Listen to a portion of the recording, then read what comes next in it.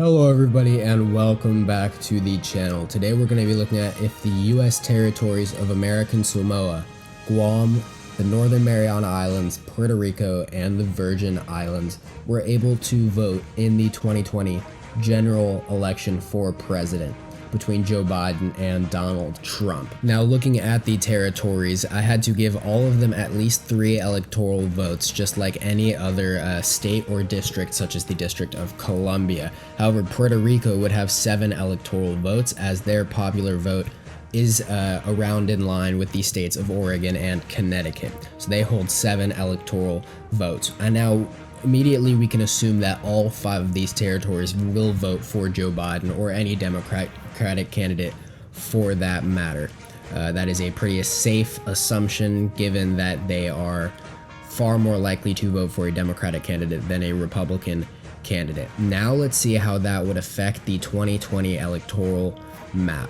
So looking at obviously all the safe Democratic states, we've got the states of New Mexico, Illinois, Vermont, Massachusetts, Rhode Island, Connecticut, New Jersey, Delaware, Maryland, DC, and New York. So here we've got all of the safe Democratic states, and of course Hawaii, which I always forget.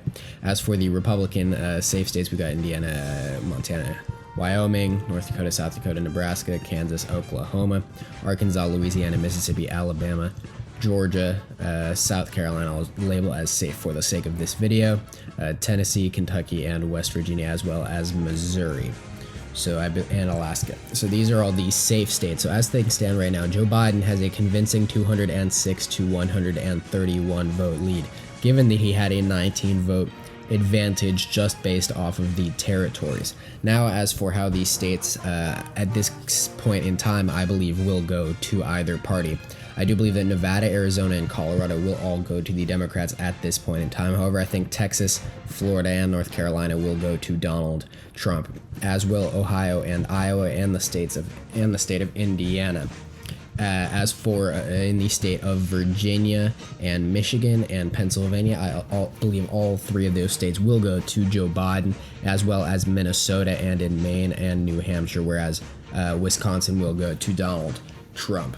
So as you can see, looking at the 2020 electoral map, if the or if the territories rather, of American Samoa, Guam, Northern Mariana Islands, Puerto Rico, and the Virgin Islands were to vote in the 2020 presidential election, this is how the electoral vote would come out: 299 to 258.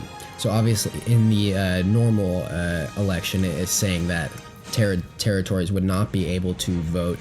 The electoral vote would be at 280 to 258. So that would be the electoral map if these territories were not able to vote in the 2020 presidential election. But however, say the state of Arizona were to go to Donald Trump, which it very well could, then you're looking at what would have been a 269 to 269 electoral split between Joe Biden and Donald Trump, but the territories gave Joe Biden the victory.